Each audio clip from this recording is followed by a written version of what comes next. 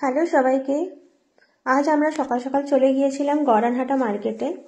এটা nearest metro station হচ্ছে Girish park.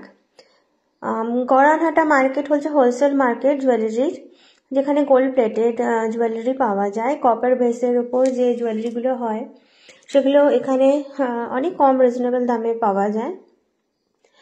এটা হচ্ছে জোড়া শিব মন্দির।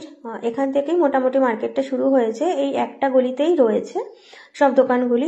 আমরা সকাল সকাল চলে গিয়েছিলাম, ওই 12টা সাড়ে 12টা নাগাদ পৌঁছে গেছি। তখনও সব দোকান খোলেনি। পরে যদি কখনো যাই দুপুরের দিকে যাব, আশা করি সেই সময় দোকান আমরা খোলা পাবো। এখানে মেইনলি যেটা পাওয়া যায় ঠাকুরের গয়না, কুমারটুলির সমস্ত গয়না এখান থেকে যায়।